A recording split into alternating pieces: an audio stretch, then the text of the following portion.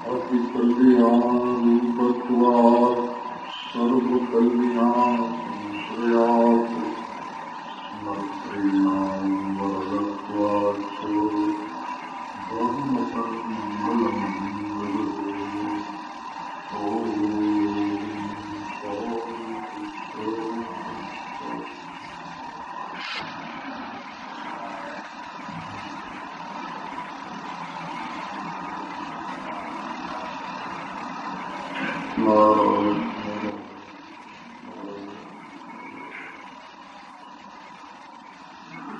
कथम पुनः प्रत्यगात्मनि अविषये अध्यासो विषय तद्धर्माणाम् सर्वो हि पूर्वस्थिते विषये विषयांतरम् अध्यस्यति युष्मत् प्रत्ययापेतस्य च प्रत्यगात्मनो अविषयत्वं ब्रवीषि उच्यते न तावत् अयम् एकान्तेन अविषयः अस्मत् प्रत्यय विषयत्वात् अपरोक्षत्वात् च प्रत्यगात्म प्रसिद्धेः। ये दो दृष्टांत बताए।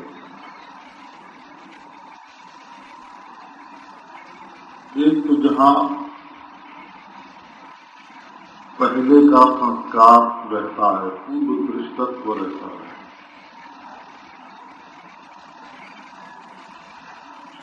जैसे सीप में चांदी की हुई है, सीप में उसका अभ्यास हो रहता है, तो दो चीज हो गई ना। और दूसरा दृष्टांत बताया, एक में ही एक का अभ्यास। वो दृष्टांत क्या था? एकश्चंद्रः सद्वितीयवत्, एक ही चंद्रमा दो रूप में दिखाई पड़ता है। वहां तो चंद्रमा एक ही है, तो इसका अर्थ हुआ कि बिना संस्कार के भी अभ्यास हो सकता है। यदि कोई व्यवधान हो, क्योंकि दो चंद्रमा देखने का तो कभी संस्कार है ही नहीं, परंतु वो आंख का ठीक संयोग होने में बाधा पड़ गई। चंद्रमा का जो सद्वितीयत्व है वो केवल दर्शन में जो विघ्न है, उस विघ्न के कारण, प्रतिबंध की उपस्थिति के कारण ही है।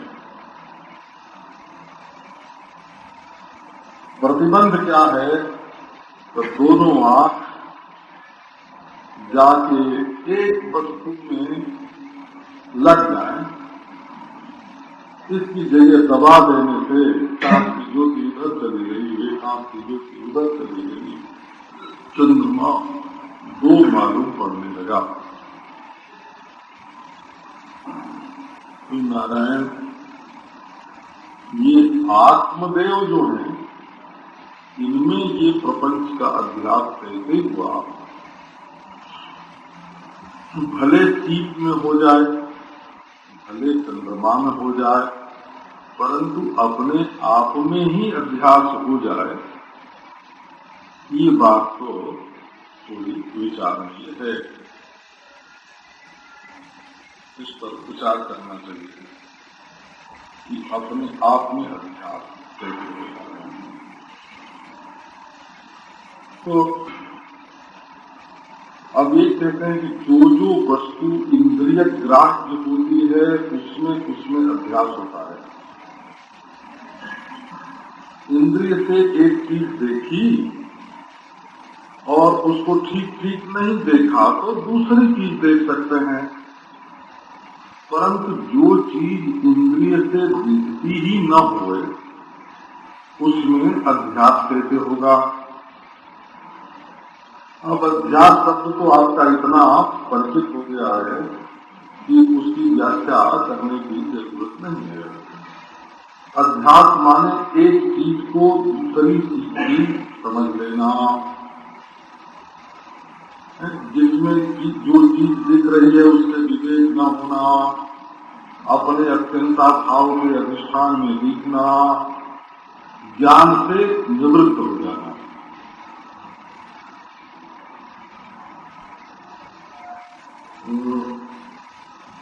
अब ये बात आई कि अपने आपा में जो अध्यास है वो कैसा है। कथम पुनः प्रत्यगात्मनि अविषये अध्यासो विषय तद्धर्माणाम। जो प्रत्यगात्मा है और अविषय है, उसमें विषय और विषय के धर्मों का अध्यास कैसे हो सकता है। प्रत्यगात्मा, प्रत्यगात्मा शब्द का अर्थ है क्या? प्रतीपम अंचति श्रीहेन्द्रियादिभ्यः प्रदीपम विपरीततया अंचति प्रकाशते विराजते विद्यते इति प्रत्यय। प्रतिशरीरम अंचति इति प्रत्यय। जो प्रत्येक शरीर में रहे उसका नाम हुआ प्रत्यय। ये अंशु धातु जो है वो पूजा के अर्थ में है।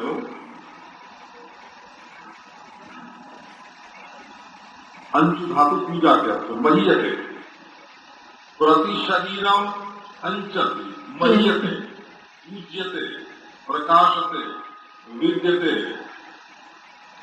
अथवा बुद्धीन्द्रियादिभ्यः प्रतीपाम अंचति। ये प्रत्येक शरीर में विद्यमान है, इसलिए इसको प्रत्यक बोलते हैं। अथवा बुद्धि इंद्रिय आदि जो हैं, इनके सामने की ओर नहीं, इनके पीछे की ओर जो बैठता है उसको प्रत्यक बोलते हैं। प्रत्यक और प्रत्यक सच आत्मा, और यही अपना आत्मा है, इसको बोलते हैं प्रत्येक आत्मा। तो जो चीज इंद्रिय से दिखती है वो उल्टी दिखे या सीधी दिखे, उसमें अभ्यास होवे न होवे, लेकिन जो चीज बुद्धि मन इंद्रिय सबके पीछे बैठी हुई है, बुद्धि इंद्रिय मन से जो चीज दिखाई नहीं पड़ती, जो वस्तु अविषय है, उसमें विषय और विषय के धर्मों का अध्यास कैसे होगा, ये अध्यास पर आक्षेप करते हैं। मानिए पूर्व पक्ष है, तो इसका बड़ा विस्तार से निरूपण किया है टीकाकारों ने। अब आप देखो कि दो चीज हमको दिखाई पड़ रही है। मैंने पहले ये प्रश्न करो कि आत्मा प्रकाशते वा न वा, ये जो चिदात्मा है ये प्रकाशता है या नहीं। माने जैसे हमको घट पट मठ आदि दिखाई पड़ते हैं, वैसे आत्मा दिखता है कि नहीं। नचेत प्रकाशते कथम अस्मिन् अध्यासो विषय तद्धर्माणाम। यदि ये दिखते ही नहीं है तो इसमें कोई चीज हम उल्टी कैसे देख सकते हैं। सामने कोई चीज रखी हो और वो हमको दिखाई न पड़ती हो, तो जब दिखाई न पड़ती हो तो उसमें हम दूसरी कोई चीज कैसे देख सकते हैं। अब दूसरी बात ये उठाई कि जब कोई भी क्रिया हम करते हैं तो उसका फल पर समवायी होता है। इसका क्या हुआ कि जैसे हम चलते हैं तो चल के अपने पास पहुंचते हैं कि चल के दूसरे के पास पहुंचते हैं? चल के तो दूसरे के पास पहुंचेंगे। जैसे चैत्र या मैत्र यात्रा करता है तो वो चाहे अपने गांव में जाए चाहे दूसरे के गांव में जाए, परंतु गांव में जाएगा ना, चलने वाला तो वो खुद है। इसी प्रकार यदि हम किसी विषय को जानेंगे, हमारी ज्ञान क्रिया अगर किसी को विषय करेगी, किसी को जानेगी, तो अपने को जानेगी कि दूसरे को जानेगी? दूसरे को जानेगी। नहीं करता कर्म होती, जो करता होता है सो कर्म नहीं होता, जो ज्ञाता होता है सो ज्ञेय नहीं होता। ज्ञेय का नाम कर्म, ज्ञेय कर्ता का जो व्यापार है उसको कर्म कहते हैं, ज्ञाता की जो वृत्ति है उसको ज्ञान कहते हैं। और वो अपने बारे में होना जरूरी नहीं होता, दूसरे के बारे में होती है। तो अब देखो, अपने ही बारे में अपना ज्ञान अपने अपने को हो रहा है, इसका क्या मतलब? किसी ने कहा कि हम एक दिन अपने कंधे पर चढ़ बैठे, आप ये बात मान लेंगे? तो नहीं मानेंगे। क्यों नहीं मानेंगे? तो चढ़ने वाला चढ़ा जाने वाला नहीं हो सकता। दूसरा चढ़े तो हमारे कंधे पर चढ़ सकता है, लेकिन हम खुद अपने कंधे पर चढ़े तो नहीं चढ़ सकते। तो अब ये देखना कि आत्मदेव जो है ये प्रकाशक है कि प्रकाश के हैं? कि यदि प्रकाश के होवे तब तो अध्यास हो जाए, परंतु प्रकाशक है तो इनमें अध्यास नहीं हो सकता। देखो प्रकाश से कैसे होता है। एक तो अहम वृत्ति होती है और एक इदम वृत्ति होती है। माने एक चीज यह के रूप में मालूम पड़ती है और एक चीज मैं के रूप में मालूम पड़ती है। तो यह को मैं जानता है कि मैं को यह जानता है? तो यह को मैं जानता है। अच्छा, अब मैं जो है मैं को मालूम पड़ती है, पर मैं को रुमाल मालूम पड़ रही है।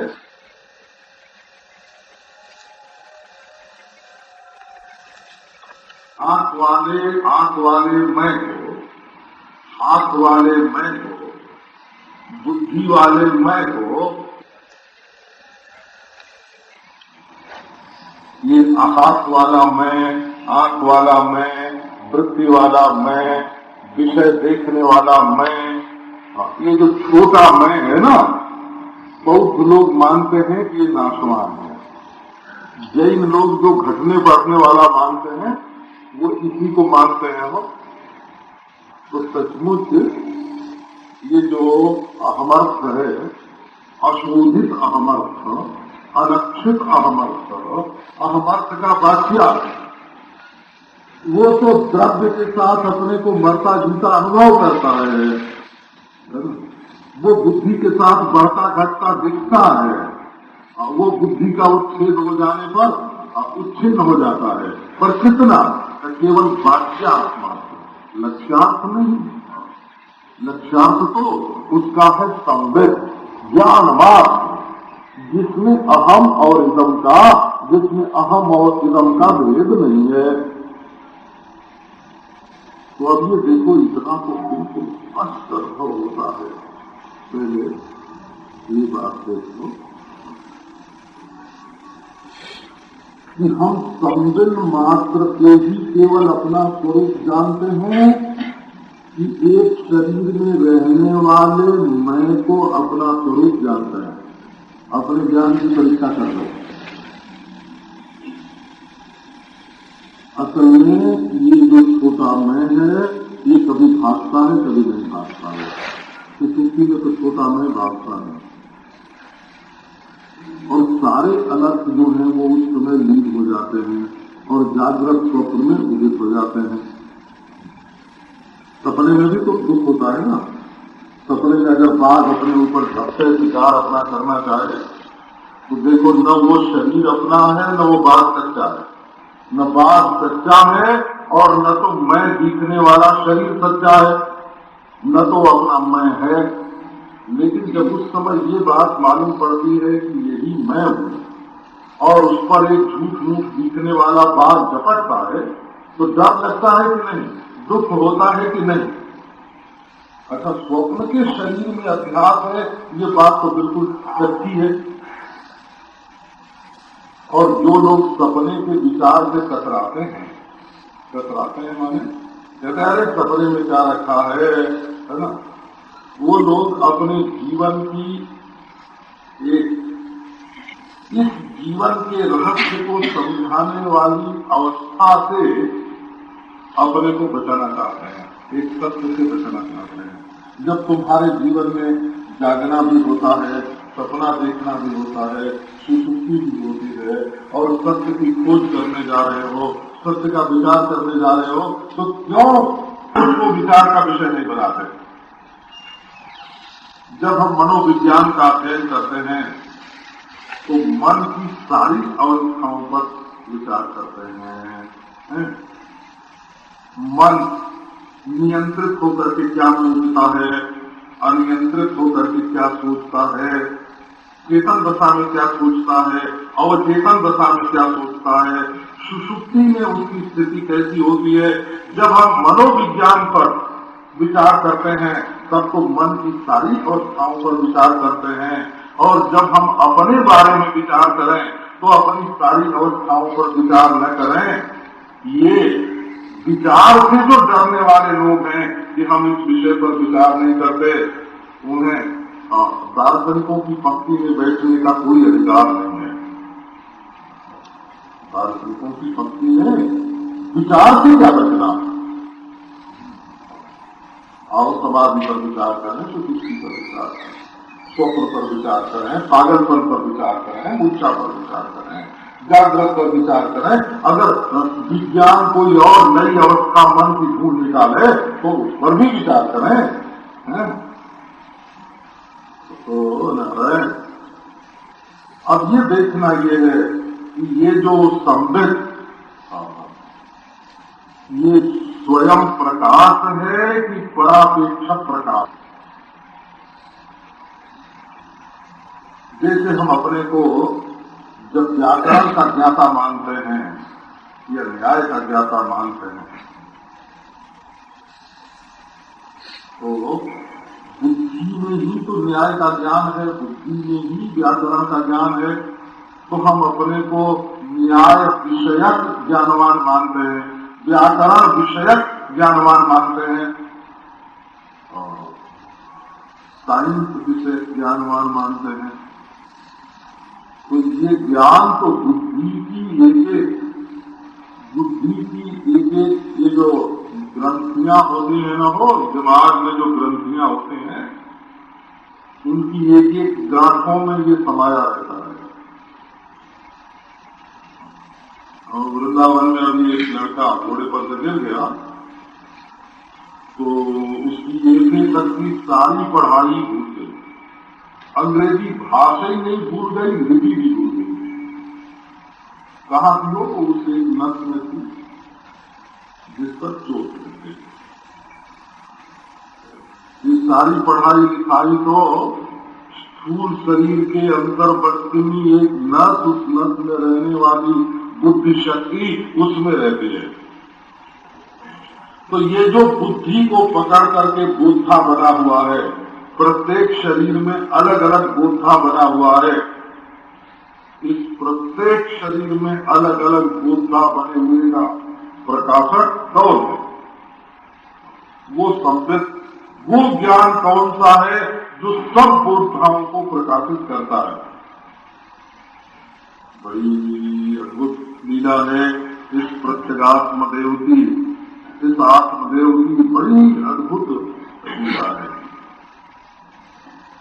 तो इस संबित मात्र में अध्यास कैसे? अध्यास माने बाहर के विषयों का धर्म इसमें आरोपित हो गया और इसका धर्म बाहर के विषयों में आरोपित हो गया। ये आखिर बना कैसे? तो हमारे फटकार महात्मा को बड़ा मजेदार बोल देते हैं क्योंकि उनको शास्त्रार्थ करने की तो कोई जरूरत नहीं पड़ती। वो कहते हैं कि देखो तुमको मालूम पड़ता है कि नहीं, एक बात बताओ, एक ही बात बताओ कि तुमको इस शरीर में, इस व्यक्तित्व में अपना मैं बना मालूम पड़ता है कि नहीं? तो तुम अनंत संबित की बात क्या करते हो? और यदि तुम अपने को अनंत संबित जानते हो तो जैसे और घटपट मठादी हैं, जैसे और पिपीलिका दंत मतकादी हैं, वैसे इसमें भी बैठा हुआ एक अहम है, उससे तुम्हारा क्या मतलब है? लेकिन बात यह हुई कि मालूम यही पड़ता है कि मैं ये हूं और यहां से बचाना है। ये अज्ञान जो है, अज्ञान अभ्यास जो है ना, अभ्यास का मूलभूत अज्ञान, जिस अज्ञान के कारण अभ्यास होता है वो अज्ञान कोई शास्त्र का बताया हुआ नहीं है। वो शास्त्र तुमको अज्ञानी थोड़ी बताना चाहता है, कोई महात्मा का बताया हुआ थोड़ी है अज्ञान। ये तो तुम्हारे अंदर है नैसर्गिक और इसको निकालना चाहते हैं। तो देखो, जो स्वयं प्रकाश है सो जड़ नहीं है और जो जड़ है सो स्वयं प्रकाश नहीं है। जो परिच्छिन्न है सो स्वयं प्रकाश नहीं है और जो स्वयं प्रकाश है वो परिच्छिन्न नहीं है। तो जिस ये विषयों के ज्ञाता के रूप में हम जिस प्रमाता को सिद्ध करते हैं वो प्रमाता भी प्रमाण की उपाधि को स्वीकार करके ही प्रमाता बना हुआ है। अंतःकरण में प्रतिबिंबित है वो भी औपाधिक हुआ और अंतःकरण से अवच्छिन्न है तो भी औपाधिक हुआ।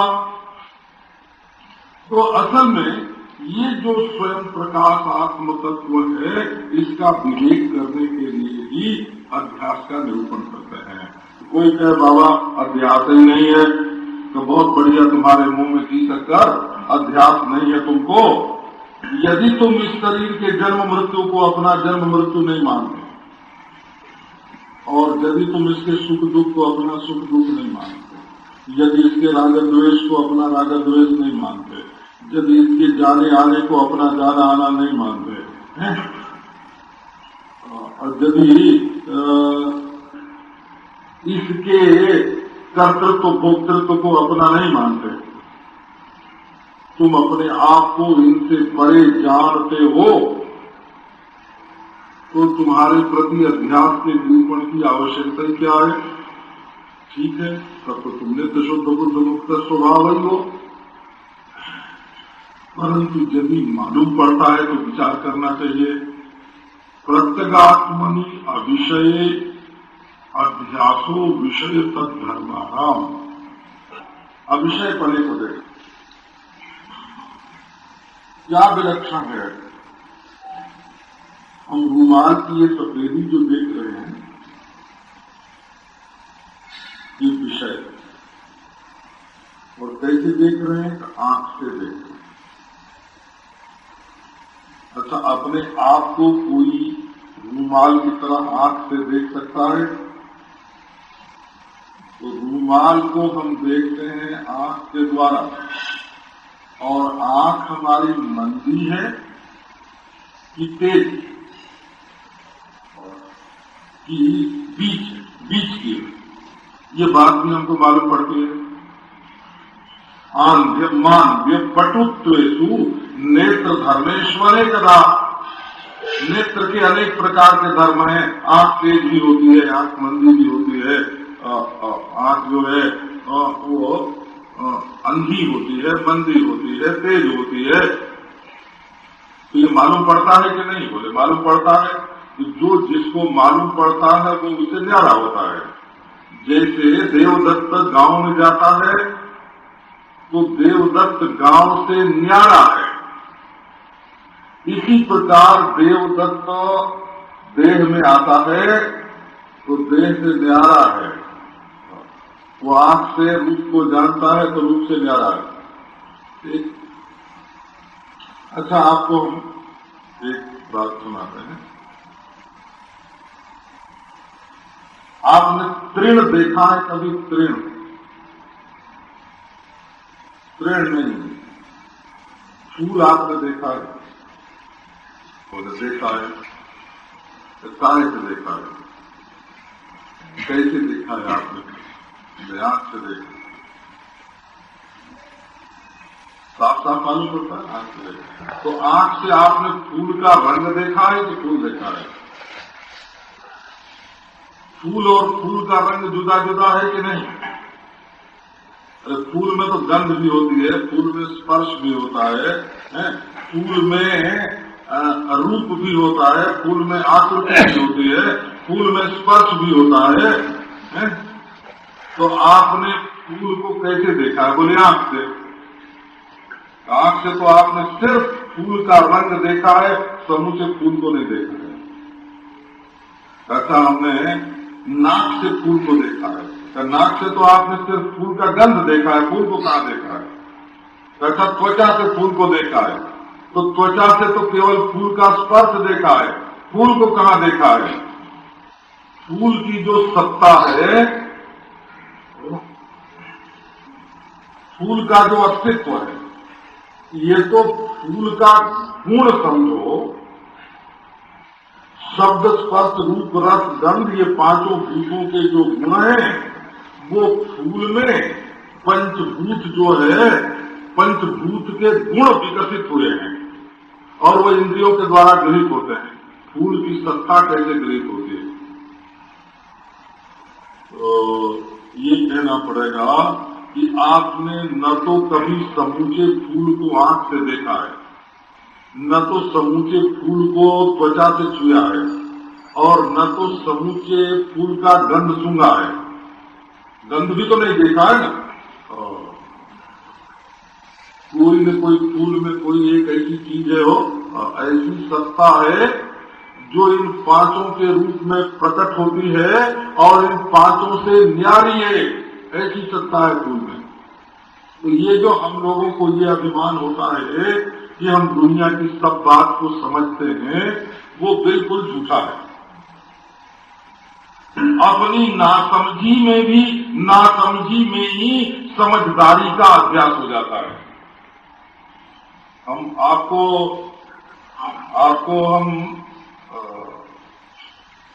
नासमझी और समझदारी दोनों से आप परे हैं, ये बताने के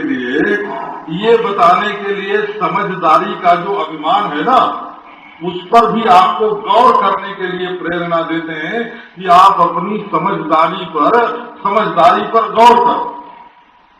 तो जब एक फूल की ये दशा है, एक तृण की ये दशा है कि आप फूल में जो गंध है वो फूल नहीं है, फूल में जो रस है, स्वाद है, वो फूल नहीं है, फूल में जो आकृति है, रूप है, वो भी फूल नहीं है। ये फूल की बात है। फूल में जो स्पर्श है वो भी फूल नहीं है। ये तो हमारी इंद्रियों से जितना जितना मालूम पड़ता है, उतना उतना हम उनको मानते जाते हैं। तो चूंकि हम इंद्रियवान होकर के देखते हैं, इसलिए सत्ता में विषय का अध्यारोप होता है। यदि हम इंद्रियवान न हो, हम उपाधि द्वारा सत्ता को देखते हैं। हमारे और सत्ता के बीच में एक उपाधि आ गई है, एक मशीन आ गई है, समझो एक शीशा आ गया है। तो शीशा का रंग जैसे सामने वाली चीज पर दिखने लग जाए, सारा मोहल्ला हरा दिखता है अगर मोटर का शीशा हरा होता है, सारा मोहल्ला नीला दिखता है अगर चश्मे का शीशा नीला होता है। आप देखो, ज्ञान की प्राप्ति में जो आपके करण हैं वो प्रतिबंध डालते हैं कि नहीं डालते हैं, इस बात पर विचार करें। तो चूंकि आप इन औजारों के द्वारा ही दुनिया को देखते हैं।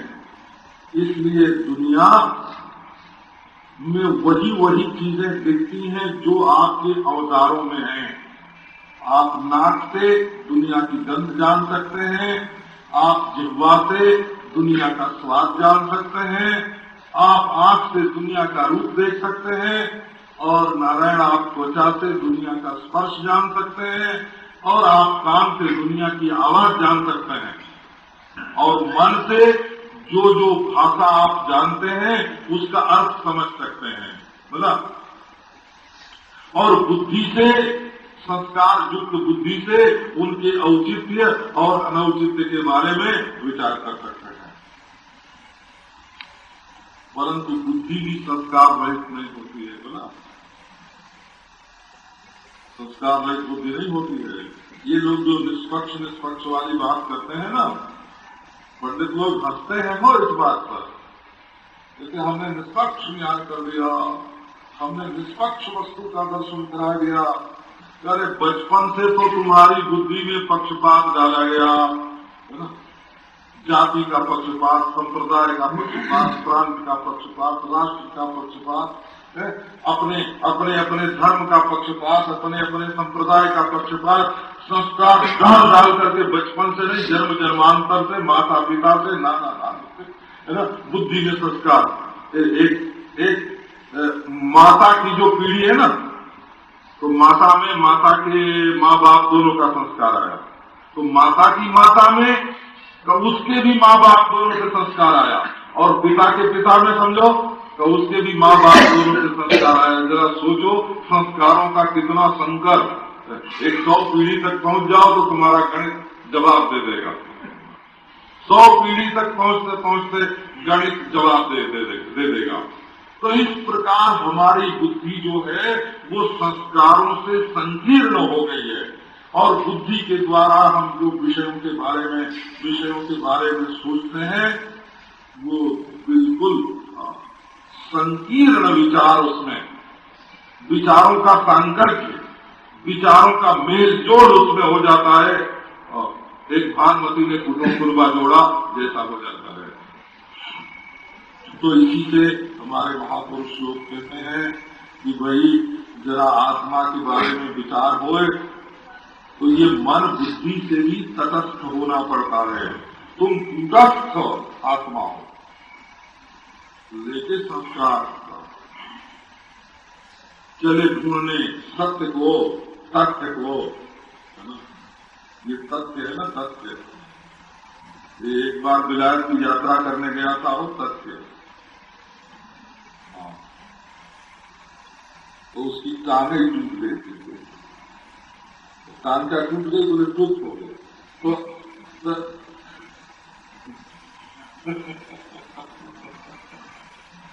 तो सुनते हैं, लोगों के मुंह से सुनते हैं। तो ये तथ्य जो है ना, अपना तथ्य टूट गया। तो तथ्य का अभिप्राय तथ्य, इसी से बौद्ध संप्रदाय में वैतथ्य शब्द का प्रयोग किया जाता है। आप देखो, आप अध्यास को बिल्कुल ध्यान में, वैतथ्य शब्द का प्रयोग किया जाता है, और हमारे वेदांत संप्रदाय में भी वैतथ्य शब्द का प्रयोग किया जाता है। वैतथ्य माने यथा दृश्यते तथा न भवति, वितथम, वितथम माने तथा न, यथा दृश्यते, जैसा देखा जाता है वैसा ये नहीं है, क्योंकि आप, और ये इंद्रियां कैसे बनती हैं, ये भी इच्छा से ही बनती है। बुद्धि कैसे बनती है, इच्छा से बनती है। ये जो दावा है कि दुनिया के बारे में हम बिल्कुल ठीक ठीक जानते हैं, वो अपना आग्रह बनता है। इस बात को हमारे महात्माओं ने ऐसा बढ़िया समझा है, एक नहीं, कई महात्माओं ने समझा है। ये जो उनका सप्तभंगी नय है ना, सप्तभंगी नय आप लोगों ने सुना होगा, स्याद् अस्ति स्याद् नास्ति स्याद् अस्ति च नास्ति च। कितने शुद्ध हृदय से ये विचार किया गया होगा, वो हृदय कितना शुद्ध होगा है? कितना शुद्ध होगा जो एक आग्रह को लेकर के नहीं बैठता है। एक आग्रह को ग्रहण करके जो नहीं बैठता है, कितना शुद्ध हृदय होगा। बौद्धों ने कहा सारे प्रत्यय ही मिथ्या हैं। आप ध्यान दो इस बात पर, सारे प्रत्यय ही मिथ्या हैं। कौन प्रत्याग्रही ऐसा पुरुष है जो एक निश्चय का आग्रह करता होए, एक निश्चय का आग्रह करता होए और प्रत्यय मात्र को मिथ्या कहने में समर्थ होए। कितना शुद्ध अंतःकरण वो होगा जिसने प्रत्यय मात्र को मिथ्या बताया। आप अपने घर की बात ये कहो कि हमारे घर में है ना, तो लकड़ी का ही चूल्हा जलेगा, कोयले का नहीं, है ना, या कोयले का ही जलेगा, लकड़ी का नहीं। ये तो आपके आग्रह की बात हुई, परंतु सोचो कितना आग्रह शून्य हो करके उस महापुरुष ने विचार किया होगा। तुम्हें तो अपने प्रांत की भलाई सूझती है, देश की भलाई सूझती है, या उपद्वीप की भलाई सूझती है, या मानव जाति की भलाई सूझती है, और समझते हो हमारे शरीर का विचारक और कोई नहीं है। प्राणी मात्र की भलाई सूझती है, जीव मात्र की भलाई सूझती है। अब सोचो वो सत्य का अनुसंधान करने वाला पुरुष कितना आग्रह शून्य होगा, कितना आग्रह शून्य होगा जो सप्तभंगी नय का जिसने आविष्कार किया और जिसने प्रत्यय मात्र को मिथ्या के रूप में जाना। अच्छा, तो बोले भाई वेदांतियों की बात भी थोड़ी कर दो। वेदांतियों की बात भी कर दो। देखो, जिसने सत और असत से अनिर्वचनीय, जिसने ये निश्चय किया कि ये प्रपंच सत और असत से अनिर्वचनीय है, प्रमाण से प्रमेय सिद्धि होगी कि प्रमेय से प्रमाण की सिद्धि होगी। तो वेदांति कहता है कि प्रमाण और प्रमेय दोनों ही अनिर्वचनीय है, इनकी परस्पर सिद्धि होती है। प्रमेय से प्रमाण, प्रमाण से प्रमेय की, ये दोनों बातें सांसारिक हैं। ये प्रमाण और प्रमेय दोनों के भावाभाव का जो साक्षी है, संबिन मात्र पुरुष, प्रत्यय रूप नहीं, बढ़ने घटने वाला नहीं। बढ़ने घटने वाला तो आम है ना, और प्रत्यय रूप जो है वो अहम अहम अहम काल की धारा में बहता जा रहा है। और जो द्रव्य रूप है सो तो कण कण है, जो द्रव्य रूप है सो कण कण है, जो प्रत्यय रूप है सो क्षण क्षण है? और जो देश रूप है तो फैल रहा है और सिमट रहा है। लेकिन ये देश काल वस्तु तीनों को प्रकाशित करने वाला जो संबिन मात्र पुरुष है, संबिन मात्र पुरुष, ये प्रपंच के बारे में सप्तभंगी नय जो है वो प्रपंच के बारे में बिल्कुल ठीक है। बड़ा ऐसे कहो भाई, बौद्धों का जो क्षणिक प्रत्ययवाद है, क्षणिक विज्ञानवाद, वो बिल्कुल ठीक है।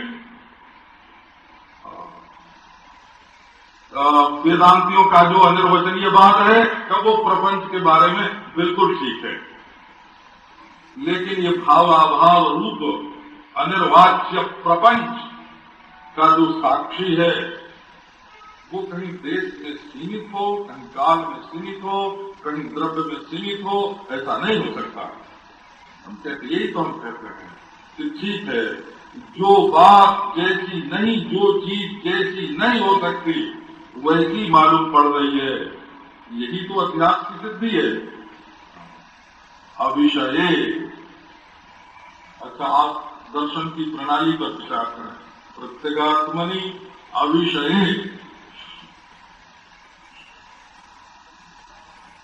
जो नहीं समझते हैं उनको वेदांत सुनने का पुण्य सर्वोपरि होता है।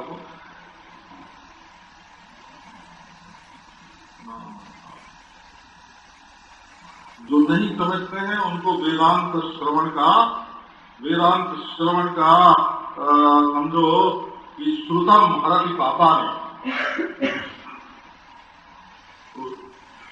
स्मृतम बुद्धिम प्रयच्छति।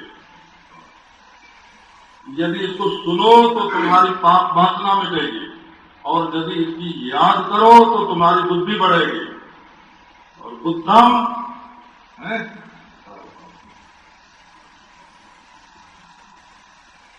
बुद्धम पविश्राम हरति। यदि ये तुम्हारी समझ में आ जाए तो तुम्हारे सामने जो रात का अंधेरा है वो दूर हो जाएगा। श्रुतम हरति बाबा ने। वेदांत श्रवण की महिमा सर्वोपरि है, सर्वोपरि।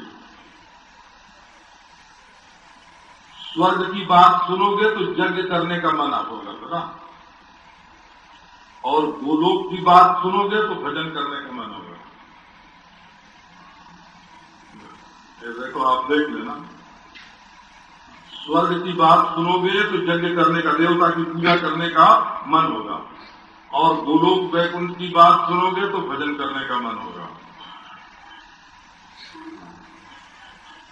और वेदांत का यदि श्रवण करोगे तो यज्ञ करने का और भजन करने का मन नहीं होगा।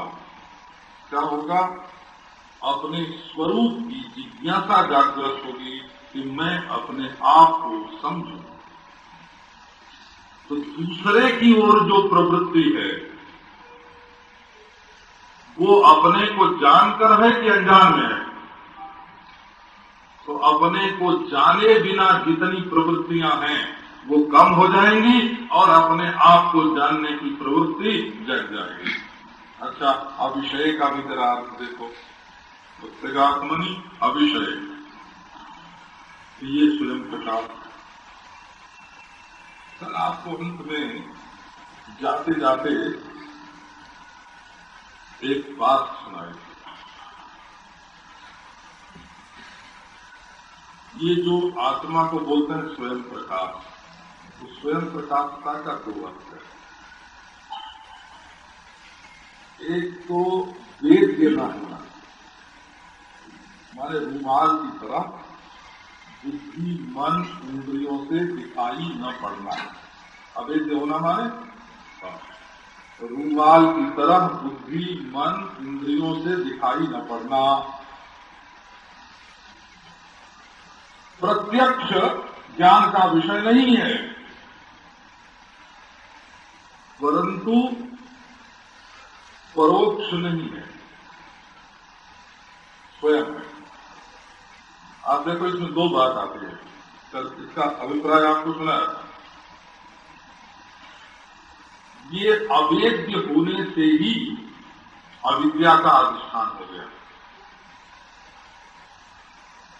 और ये स्वयं प्रकाश होने से ही विद्या का अधिष्ठान हो गया।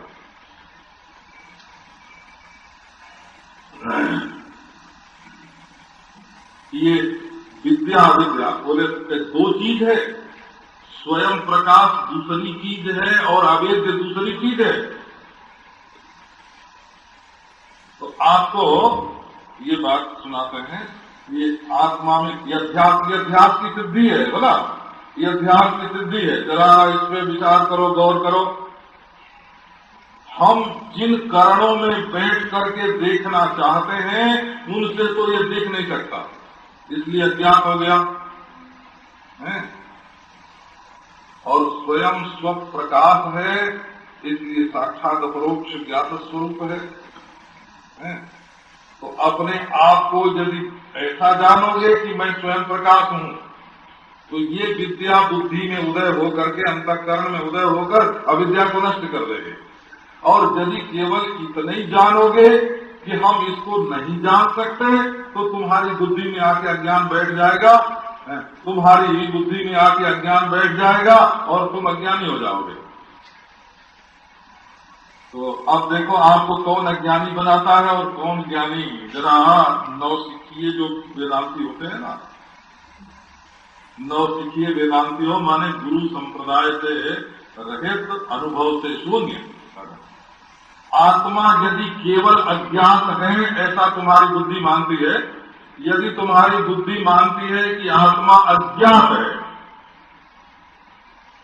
तो अज्ञान का आश्रय होने से बुद्धि के, तुम्हारी बुद्धि भ्रांत है, अज्ञान से ग्रस्त है। और यदि तुम्हारी बुद्धि देखती है कि आत्मा स्वयं प्रकाश अपरोक्ष है, तो जरा ये प्रत्यक्ष अपरोक्ष की बात भी सुनाते हैं, क्योंकि ये जानना बहुत जरूरी है। सब चीज एक तरह नहीं देखी जाती। रूमाल को देखने के लिए रोशनी की जरूरत है कि नहीं है? अगर इस मकान में रोशनी न हो, बाहर की बिजली की लाइट न हो, सूर्य की रोशनी न हो, आग न जले, चंद्रमा की रोशनी न हो, तो हमारी आंख रूमाल को देख सकती है अंधेरे में? हमने कितनी बार देखा है अंधेरे में, हमारा हाथ ही हमको नहीं दिखता है। हमें ये मालूम है कि हाथ है और आंख के सामने हम इसको हिला रहे हैं और हाथ भी हमारे है, परंतु ये हाथ हमको नहीं दिखता है। क्यों नहीं दिखता है? बाहर की रोशनी नहीं होने के कारण। तो यदि हाथ देखना हो और रूमाल देखना हो तो बाहर की रोशनी चाहिए एक और हाथ या रूमाल होना चाहिए दो।